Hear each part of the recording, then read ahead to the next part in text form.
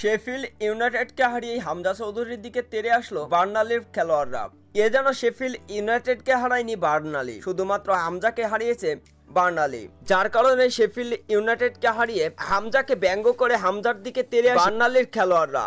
হামজাও অবশ্য নিজের শান্তশিষ্ট মেজাজকে কন্ট্রোলে রাখতে পারেননি, বার্নালির খেলোয়াড়ের দিকে তেড়ে গেছেন হামজা চৌধুরী এবং বার্নালির খেলোয়াড়দের মধ্যে শুরু হয় হাতাহাতি। বাকবিতর্কে জড়িয়ে পড়েন দুই দলের খেলোয়াড়রাই।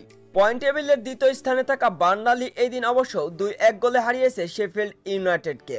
তবে ম্যাচ শেষ হতে না হতেই হামজা চৌধুরীর দিকে তেড়ে আসেন বার্নালির খেলোয়াড়রা, এমনকি হামজাকে ব্যঙ্গ করে নানান ধরনের অঙ্গভঙ্গি করেন বার্নালির খেলোয়াড় এমনকি দর্শকরা। তবে বাংলাদেশি এই খেলোয়াড় হামজা চৌধুরী থেমে থাকতে পারেনি তাদের এমন ব্যঙ্গ করা দেখে। প্রতিবাদী স্বরে তেড়ে যান হামজা চৌধুরী, যার ফলে হামজা চৌধুরী এবং বার্নালির খেলোয়াড়দের মধ্যে হাতাহাতি শুরু হয়, যার এক পর্যায়ে সিকিউরিটি গার্ড এবং স্টাফরা এসে হামজা চৌধুরীকে আলাদা করে নিয়ে যান এবং বার্নালির খেলোয়াড়দেরকেও সরিয়ে দেওয়া হয় আলাদা করে। তবে হামজা চৌধুরীর সাথে এই কাজটা মোটেও ঠিক করেনি বার্নালির খেলোয়াড়রা। হামজা চৌধুরী অবশ্য নিজের রাগকে কন্ট্রোলে রাখতে পারেননি, বাকবিতর্কে জড়ে গিয়েছেন বার্নালির খেলোয়াড়দের বিপক্ষে, বারবার তেড়ে যাচ্ছিলেন বার্নালির খেলোয়াড়দেরকে মারার জন্য।